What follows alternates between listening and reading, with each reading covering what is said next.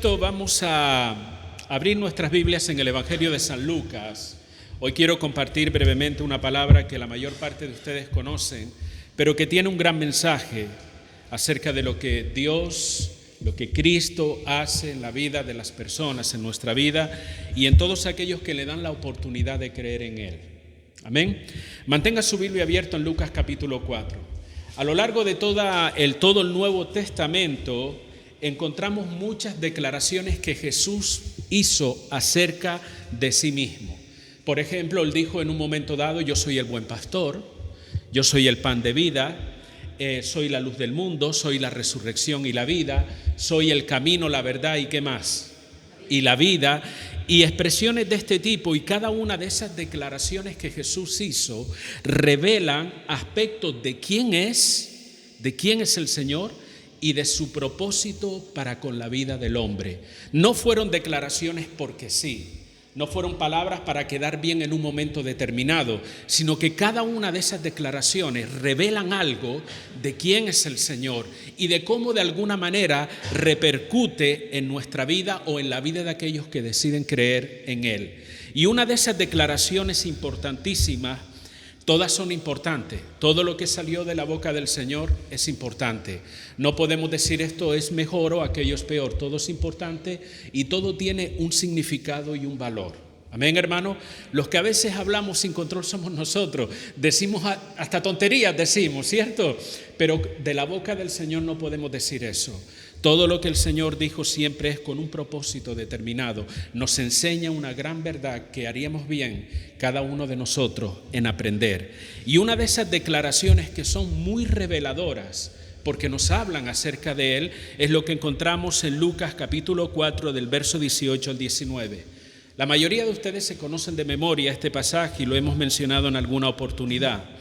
Dice la palabra. Mejor le leo del 16 para que tengamos una idea general del contexto. Dice: vino a Nazaret, donde se había criado, y en el día de reposo entró en la sinagoga. ¿Conforme a qué? O sea, era costumbre ir a la sinagoga por parte del Señor.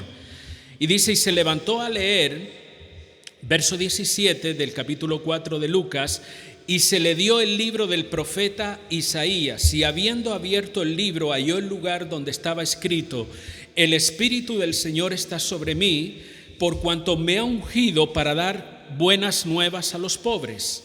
Me ha enviado a sanar a los quebrantados de corazón, a pregonar libertad a los cautivos y vista a los ciegos, a poner en libertad a los oprimidos, a predicar el año agradable del Señor. Amén. Es una expresión o una declaración muy reveladora. Y digo reveladora porque nos enseña dos cosas muy importantes entre todo lo que nos enseña. Y una de esas cosas es el estado espiritual de la humanidad. Porque cuando Cristo dice que viene a dar buenas nuevas a los pobres, a sanar quebrantados de corazón, a pregonar libertad a los cautivos, toda esta serie de cosas que el Señor nos menciona revela realmente el estado de la humanidad. Hay una humanidad, o esta humanidad en la que vivimos, no es que haya otra parte, vive sin esperanza, vive con el corazón quebrantado, cautivos, ciegos, oprimidos y esclavizados. Eso es lo que nos enseña la Escritura. Ahora, ¿por qué está la humanidad así? Porque uno puede preguntarse, ¿y a cuento de qué? ¿Cuál es la razón? ¿Cuál es el motivo por el que la humanidad se encuentra así? Es el resultado, el fruto de la separación de Dios y el hombre a causa del pecado. La Biblia nos declara en el libro de Romanos, capítulo 3 y verso 23, escribió el apóstol San Pablo: por cuanto todos, y ese todos te incluye a ti y me incluye a mí también, por cuanto todos pecaron y están separados o destituidos de la gloria de Dios. ¿Te das cuenta qué es lo que nos separa de Dios? No nos separa nuestra nacionalidad, no nos separa nuestra lengua, no nos separa sino otra cosa que el pecado. El pecado es lo que crea ese abismo, esa gran separación entre Dios y el hombre. Y como consecuencia y resultado de esa separación, vivimos lo que vivimos hoy en día. Vuelvo a repetir, la humanidad vive sin esperanza. Trata de buscar esperanza de un lado a otro, buscando una filosofía, una religión determinada, un pensamiento que les ayude, que les dé esperanza. La humanidad vive con el corazón quebrantado, cautivos, ciegos espiritualmente, esclavizados y oprimidos. Y este es el problema más grave del hombre, la separación de Dios. No es la crisis, no es lo que nos vende la televisión, no es el COVID, no es el paro, no es la política, no es el hambre ni la violencia, sino el estado de separación que el hombre tiene con Dios a causa del pecado. Y esto lleva al hombre a la condenación eterna. Y aunque no nos guste hablar de estas cosas, al infierno. Porque el infierno es una realidad, lo dice la Escritura. La gente se burla de esto, pero si creen en platillos volantes, si creen en toda una serie de cosas que dices tú, ¿cómo es posible que crean eso? Pero cuando le hablas de Dios y el infierno, la burla aparece enseguida. ¿Sabe? Eso no va a cambiar el hecho. La gente puede creer o no creer de que existe, pero es una realidad. Y la humanidad está en un estado de condenación. No se trata de que si un día me voy a morir y vamos a ver qué va a pasar. Si seré salvo, seré condenado. No, la Biblia nos dice, y podemos ver rápidamente en el Evangelio de San Juan, en el capítulo 3, hay un versículo muy conocido por todos nosotros, que es Juan 3:16. ¿Alguien se lo sabe de memoria? ¿Puedes decirlo? Porque de tal manera amó Dios al mundo, que ha dado a su único Hijo, Jesucristo, para que todo aquel que en él crea no se pierda, mas tenga vida eterna. Muy bien. Dicen los estudiosos de la Biblia que en ese versículo se condensa todo el mensaje de la Escritura, de la Biblia por completo. El amor de Dios hacia la humanidad, enviando a su Hijo a morir en la cruz del Calvario por nosotros. Y la posibilidad de alcanzar la vida eterna, no por nuestros méritos, sino por lo que hizo Cristo en la cruz del Calvario, creyendo en Él. Pero fíjase lo que dice el versículo 17, porque no envió Dios a su Hijo al mundo para condenar al mundo, sino para que el mundo sea salvo por Él. La posibilidad de la salvación está, claro que sí. Pero escuche lo que dice el siguiente: el que en Él cree no es condenado, pero el que no cree, ¿qué? ¿Será condenado? Ya ha sido condenado. Y esta es la situación que vive la sociedad hoy en día. Estamos hablando en términos espirituales. Así está la humanidad. No importa del color que nos la quieran pintar. No importa que de que muchos quieran resaltar lo hermoso y lo bello de la humanidad, los grandes adelantos. Todo eso es una realidad que está ahí. Pero hay una realidad más allá de lo que ven nuestros ojos, y es el estado de condenación en el que está la sociedad y el mundo a causa de nuestro pecado que nos separa de Dios. Pero ¿saben qué, hermano? Tengo buenas noticias. Tengo buenas noticias para usted hoy, y es lo que encontramos en la segunda parte de todo este mensaje. Cristo vino para cambiar esa situación. Cristo vino para dar salvación. Cristo vino para restaurar esa relación rota que en un momento hubo a causa del pecado.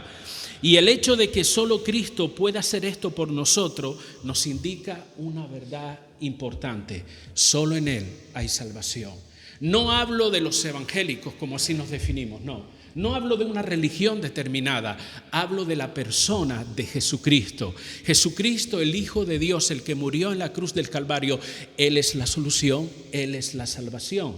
En Hechos capítulo 4, verso 12, dice la palabra: en ningún otro hay salvación. No es la religión lo que nos va a salvar. No es que tú o yo podamos decir, no, es que yo soy buena gente. El infierno se llenará de buena gente. No son nuestros nobles sentimientos, porque a veces pensamos y vemos en una persona, no, pero es noble de sentimiento, tiene buenos sentimientos. No importa.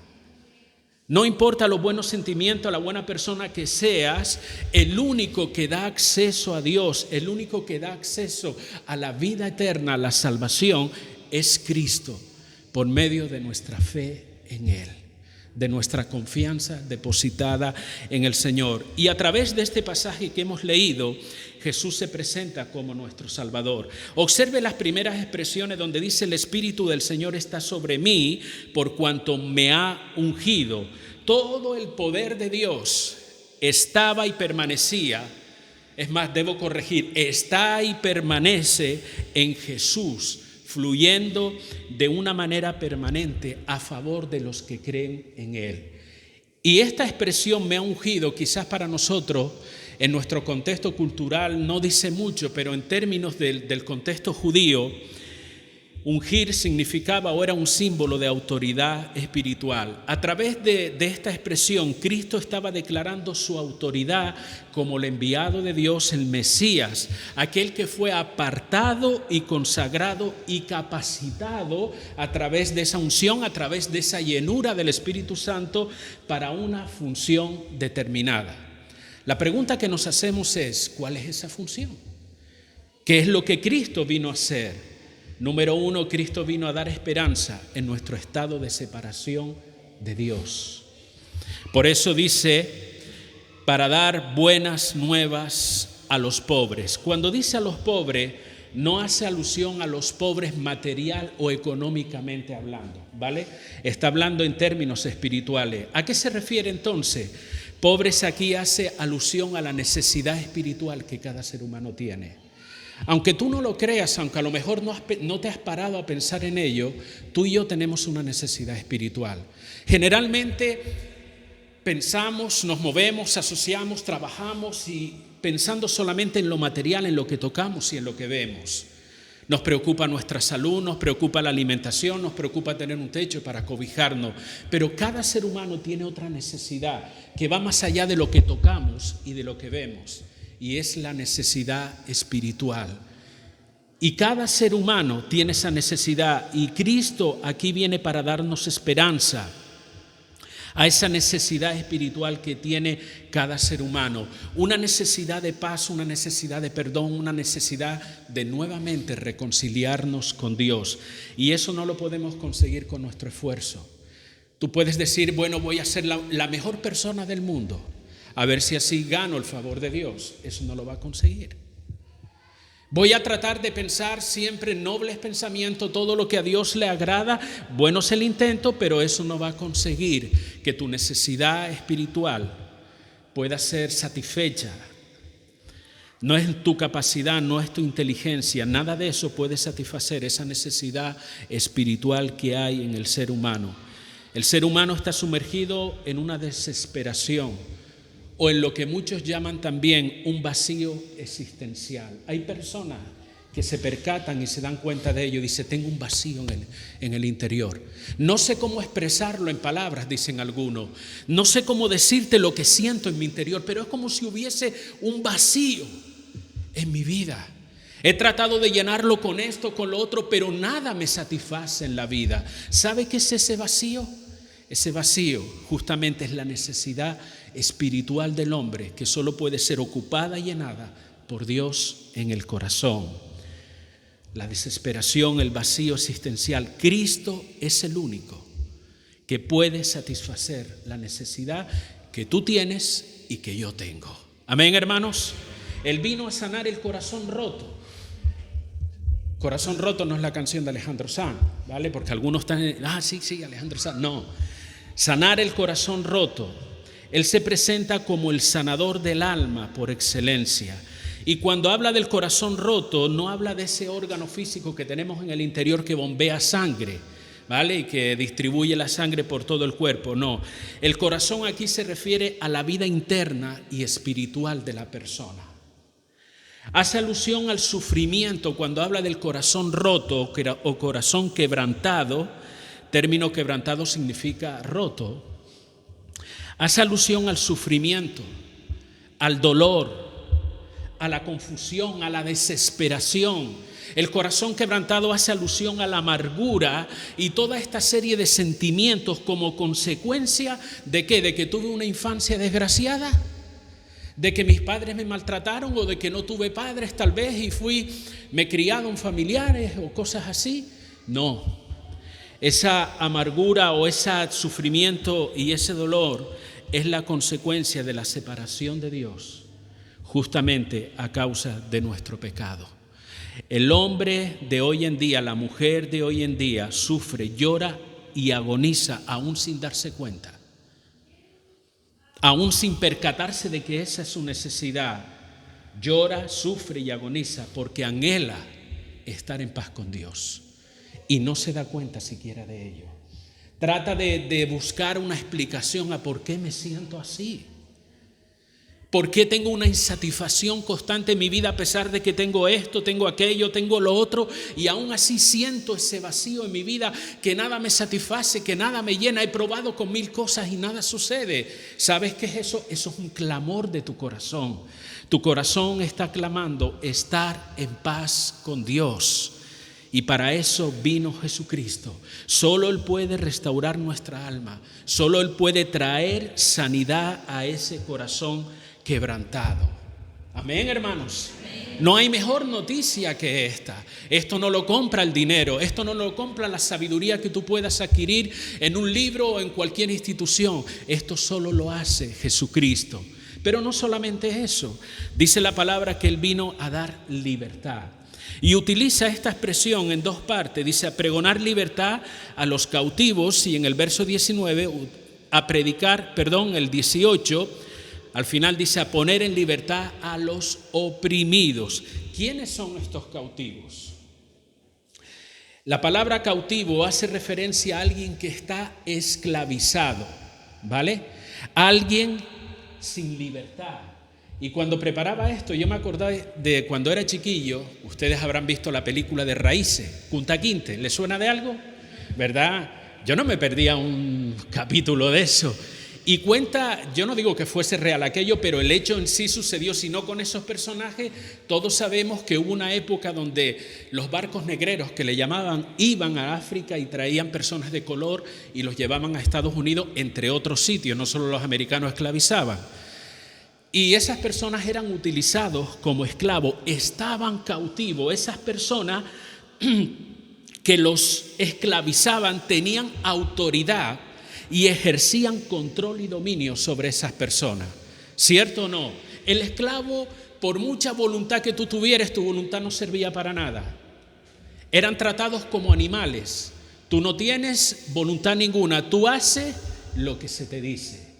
Y esa es una persona cautiva. Ahora, Jesús nos enseña que el estado de la humanidad es que está cautiva. La pregunta es, ¿quién está ejerciendo esa autoridad? ¿Quién está esclavizando a la humanidad? Quiero decirte que es el pecado.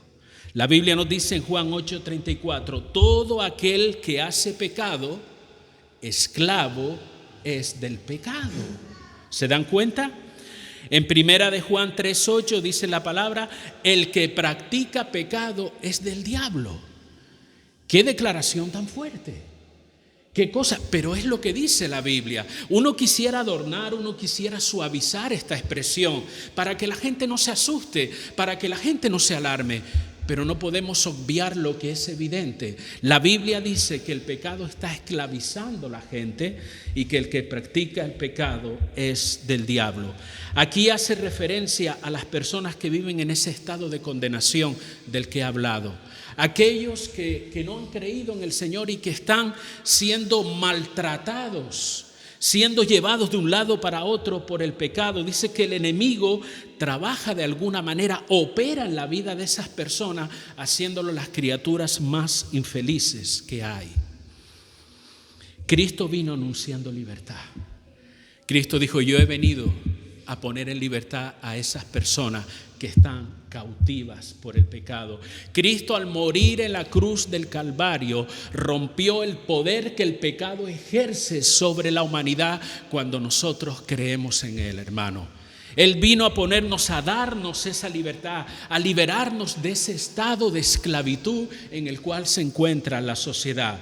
Pero también dice, libertad a los oprimidos. ¿Qué es un oprimido? ¿Quién es un oprimido? Oprimido no es el nombre del vecino. Oprimido o alguien que oprime es dominar a otra persona produciendo angustia, dolor y amargura. ¿Vale? El dominio de Satanás sobre la vida de la gente por medio del pecado ejerce una opresión, trayendo angustia al alma, trayendo dolor, trayendo amargura. La Biblia dice que Cristo vino a poner en libertad a los oprimidos. Que Cristo vino a quitar esa opresión que hay en el mundo, que hay en la sociedad. Eso es lo que vino a hacer Cristo. Él venció ese poder del diablo allí en la cruz del Calvario cuando murió por nosotros. Y creer en Jesús como nuestro Salvador, como nuestro Señor, nos libera de la autoridad que el diablo y el pecado puede tener sobre nuestra vida. Me gustaría leerles en Hechos capítulo 10, el verso 38. Vemos cómo el mismo diablo oprime a las personas y cómo Cristo libera. Es un ejemplo de ello. Dice Hechos capítulo 10, verso 38.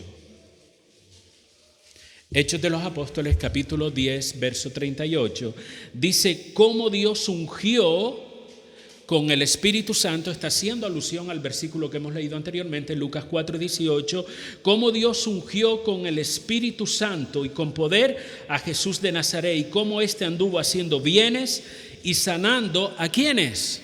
A todos los oprimidos por el diablo, porque Dios estaba con él. Cristo es el que puede hacer eso solamente, hermano.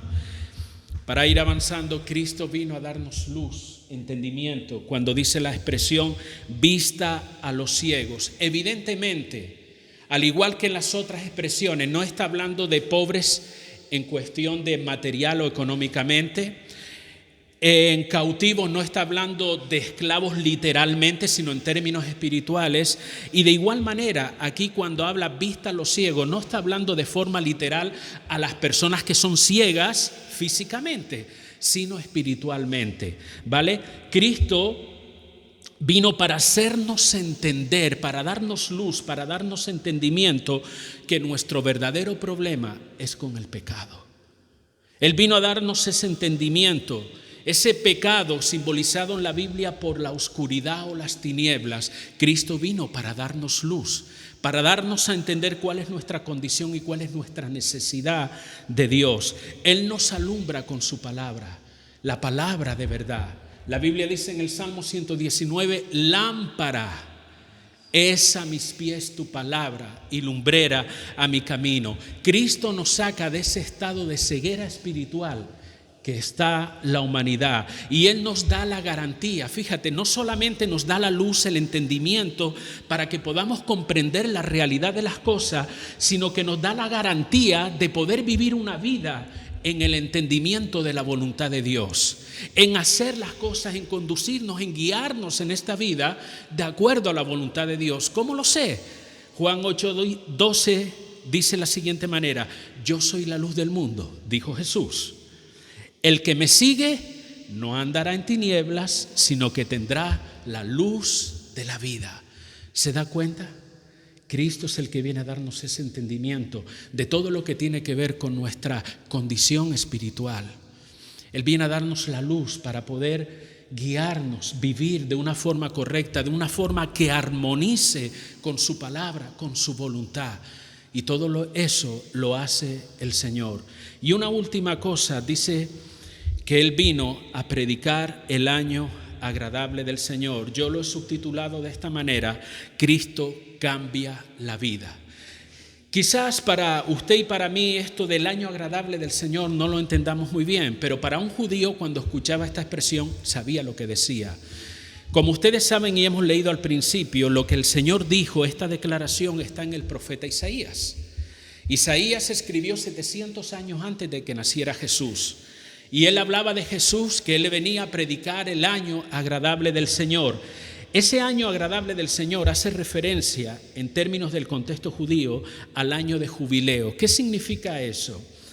Que, entre otras cosas, cada 50 años en la cultura, en la ley judía, por ejemplo, cuando alguien tenía una deuda determinada y no podía pagarla, esa persona era utilizada como esclavo, ¿vale? Para saldar esa deuda, en el año agradable del Señor, que era cada 50 años, no importa la deuda que pudiera tener esa persona, ese esclavo quedaba totalmente libre. Y entre otras cosas, ¿vale? Así como la tierra también volvía a su dueño original y toda esta serie de cosas. Eso era el año agradable al Señor. Simbólicamente, lo que significa es que Cristo vino para darnos una vida nueva, una vida libre, un nuevo comienzo, una vida libre de pecados y ataduras. Eso es lo que simboliza o representa el año agradable del Señor.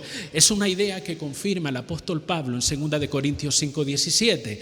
De modo que si alguno está en Cristo, ¿qué es? Nueva criatura. Nueva criatura. Las cosas viejas, ¿qué? Ahora son todas hechas nuevas. No importa cuán oscura, cuán difícil, cuán dura haya sido mi vida anterior. No importa en cuántas cosas yo haya estado enredado en el mundo de la oscuridad, de las tinieblas, de la inmoralidad, de lo que sea. Cuando vengo a Cristo, Él me hace una nueva criatura. Fuera ataduras, fuera ceguera espiritual, fuera opresión. Soy una nueva criatura en Cristo. A partir de ahí hay una nueva vida y un nuevo comienzo. Eso es lo que hace el Señor Jesucristo. Él no nos implanta una religión y dice: ahora tienes que obedecer 25,000 mandamientos si quieres entrar al reino de los cielos. No es así. Evidentemente Dios tiene una forma reflejada, manifestada en su palabra para que vivamos de acuerdo a ella. Pero lo que Cristo vino a hacer es cambiarnos totalmente la vida, es reconciliarnos nuevamente con Dios, es poner paz en nuestro corazón, es darnos la oportunidad de comenzar una nueva andadura. Amén, hermanos.